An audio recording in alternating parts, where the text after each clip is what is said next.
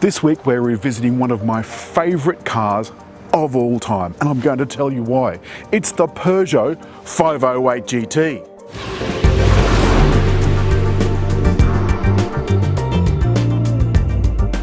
Now, I once described the front of this car as having lights like a jewel box, and they do look like little jewels.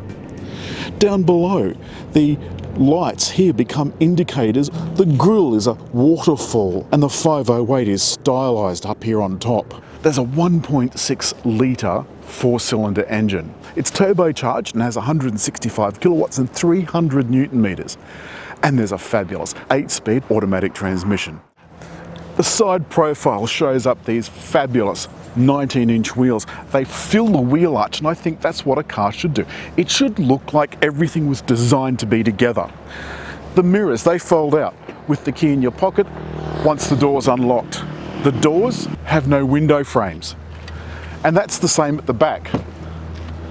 So when this window's down, this little bit just sticks up by itself. The rear window has this little bit of carbon fibre effect.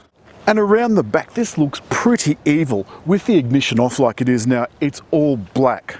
But you can see there's a complex arrangement of lights. And as long as the key's in your pocket, you can swipe the boot and it opens. Now, it may look like a sedan, but it's in fact a fastback, so a hatchback car. Inside, there is a ton of space. There's a couple of speakers, obviously, and a 12-volt outlet. And underneath the rear floor, a space saver spare. And the seats go down 60-40, and there's a ski hatch in the middle. One of the interesting quirks on this car, the hard parcel shelf that's physically attached here under the hatch. And it's attached by these little knobby things. So when you put them back in, with some difficulty, this is not going well. No. There we go. Well, that was an effort. You can control the automatic foot operated bit here, as well as closing it here. And from the outside, if you don't have a key in your pocket, there's an open button just under this black trim, plus a lock button so that you can close it and lock it from here without having to schlep around to the side. Getting into the back seat is a bit of an effort, I'm not gonna lie. The roof is really low. So you do have to go down considerably, making sure you get your head in.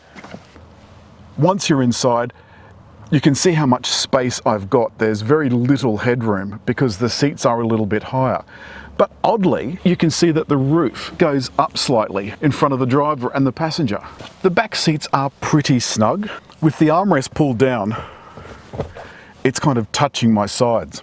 With the front seat set for me though, down as low as it is, there's very little room under the seat for my feet, and my knees are touching the back. So I'd have to ask the driver to put the seat up a bit and forward. The front seat is much nicer, as it is in most cars except for a full-on limousine. The front seat is where most people want to be. Here along the side there's a place for a massage, and for you to save some seat positions with the power operated adjustment. There's a focal sound system and some more of that neat carbon fibre effect. But I really want to point out the digital dash. With the door closed, you can see that this particular view has a minimum of information on it. It's just what I need for my journey. It's got the automated steering, the parking brake and so forth. Down here when I'm driving is where the speed is displayed.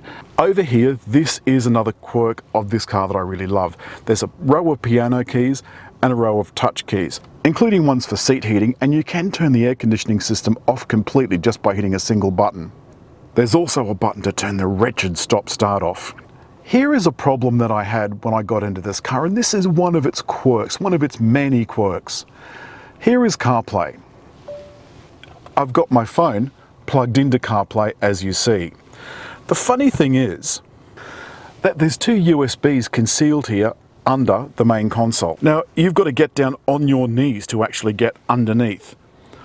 You can't easily plug stuff in here. And when I first got in the car, this is the only USB that I saw. That one, interestingly, will stream your music through the USB connection.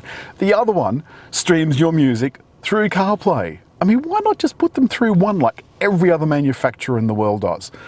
Whenever I've had trouble connecting CarPlay in the past, it's always been because I've got the wrong bloody USB plugged in. The rest of the console is absolutely delicious. Stop-start button, drive modes. Now this does actually control the dampers as well, so you can have them set harder for sporty handling. The pistol grip gear selector. And this is the button for the semi-automated parking. There's an electric parking brake and a power outlet. Some double cup holders and a split armrest and console bin. But it's the seating in this car that I really want you to pay attention to. It is this kind of quilted leather in a hexagonal pattern. And as a cue to final comfort, this section of the cushion will come forward with a little handle just underneath. You have to be careful when you start this. You've got to make sure you press and hold the start button, or it does nothing. Vision is pretty good considering how fairly limited the view is through the windows, because they're quite small. And now that we're in nano mode, I think I'm going to put it into comfort. It makes the steering all nice and light. And remember, this car's in the mid-60s-ish on the road. And that's a lot of enchiladas. That 1.6 really does do its job extremely well. The 0 to 100 time is about 8.5 seconds. So it's by no means a rocket, but nor is it a slouch. And to be honest with you, I would be very happy to take this on a very long trip. While I've got some time free, I'm going to choose stretch. And I'm getting a little cat's paw massage on my back and bum. Now imagine doing that on a long trip. I'm just going to go back and stretch back. It would be remiss of me not to point out the iCockpit. And the iCockpit is this entire setup. A tiny steering wheel with a flat bottom and a virtually flat top, over which you look at the instruments instead of looking at your instruments through the steering wheel. Well, I've gotten used to it. I don't love it, but I am used to it. This feels a little bit like a cross between an F1 car and a go-kart. It's fun. This is a fairly noisy bit of concrete freeway. And so I'm set up now basically as I would be if I was doing a little road trip.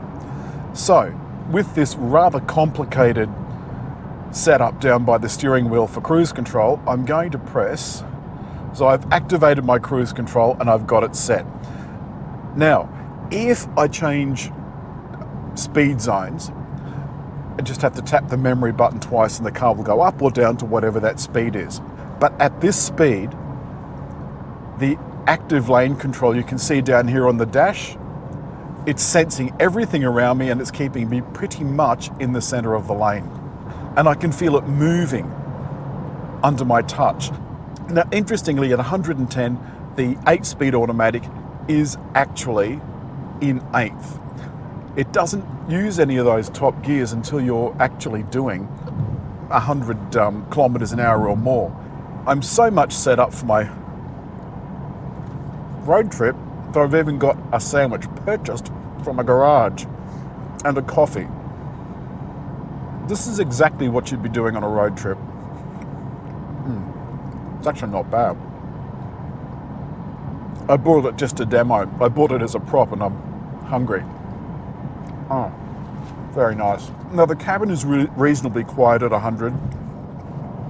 Pardon me, at 110. I could, if I want, have my CarPlay telling me where to go. And as I've demonstrated before, you can use CarPlay without touching a button. You just say, "Hey Siri, what's the time?" It's 3:59 p.m. Now you can also use that same control to select music, play music, make a phone call.